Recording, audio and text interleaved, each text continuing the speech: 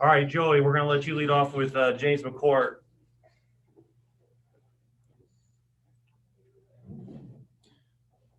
I was muted. Hey, James, can you walk me through that last field goal and kind of where you were at as you lined up to kick that? Yeah, I mean, obviously, missing the first two in that quarter kind of set me up. I kind of set myself up for that opportunity. So I knew going into that last kick that, I still felt as confident as I did. I felt confident in all three of those kicks in the fourth quarter, very confident. But, kind of the same message from the Wisconsin game. I missed a kick like the first quarter in Wisconsin, and I said, like, you can fall down, but you got to be able to bounce back. I fell down twice there pretty rapidly, like back to back. But I didn't really let it deter me because I knew that we still had a chance to win the ball game. I had Coach Bellamy came up to me and said, you're good. Coach Ligg, obviously, some really supportive coaches on our staff that made me feel even more confident than I probably should have been to make that last one. But, just super happy for the team. We deserve this. We're a good football team, and we're slowly piecing it together. And, I think this win is definitely going to, propel us in the right direction. You mentioned the Wisconsin game, and you've talked in the past about kind of setting yourself mentally to that moment. Did you do that again this game? Was there any bit of that?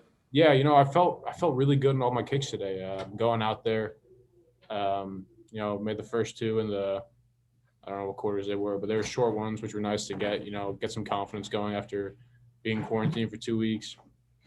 And then coming into the fourth quarter, looking at the score, you're like, yeah, I mean, most likely this is going to come down to me unless we don't have a touchdown. How the offense was kind of rolling today was like we were hitting field goals, more than usual. I've never had more than 2 field goals in a game, and today I had 5. So I knew how the offense was rolling, and I kind of got myself in the right mindset. And in that first kick in the fourth quarter, I went out there, felt really good, just pushed it a little right, the 54-yarder. Second one, same thing, really similar miss. I thought the wind was going to affect the ball a little more than it did. And I told Coach on the last one that I wanted on the right hash just because I knew I could play that wind a little more. And, it felt really good. I felt super confident. Thanks, James. I appreciate it, Joey. All right, we'll go Gavin and then Jeremy. Go ahead, Gavin. Oh, sorry, Jeremy. I was going to let you go next. But, James, what do you do after you miss a kick? Does it change? Does your reaction change in a game whether you miss or make? Yeah, I mean, obviously, you don't really want to wear your emotions. But, internally you feel something. I mean, obviously, right in the last quarter when I missed those 2, I was like, I obviously was upset with myself. I thought I was going to let down the team or something like that. But I quickly got out of that mindset. Ligg came up to me and said, one kick and you move on. No matter if it's good or bad, if you make a kick, you still have to move on to the next kick. Doesn't matter. If you miss a kick, you still have to move on to your next opportunity. So, I feel like I've been prepared for this, and Coach Ligg has done a really good job in getting us mentally ready for these situations where you have to bounce back. And he came up to me after those 2 that I missed and was like, "Listen, none of those matter. What matters is the next one that you have." And I felt good. I never really lost hope that I knew I was going to get another opportunity, whether it be there or overtime to kick. And, I felt really confident in the operation with Ethan and Blake. So that was all good. How would you just describe what the team feels like right now? Because it looked like, I'm stuck at home, but it looked like you guys were feeling relief, but obviously excitement too. Yeah, there was definitely a lot of emotion in this win because we know we're a good team, and that's the most frustrating part about losing the first 3 games. And, we kind of had a little bit of, misfortunes come our way with COVID and the contact tracing, knocking out, key players on our team like Brandon and Doug. But, I mean, you look at how the team kind of responded in those, maybe the Purdue game was great. And then Isaiah coming in this week after being quarantined and doing, his job. I think that speaks a lot about the guys that we have on our team, and it speaks a lot about the coaches. But yeah, there's definitely a sense of relief, but definitely just a sense of like enjoyment because we know that this team has a lot of potential. And like I said before, this win, I feel like there's still a lot of football left for us. And I feel like this win can really put us in the right direction.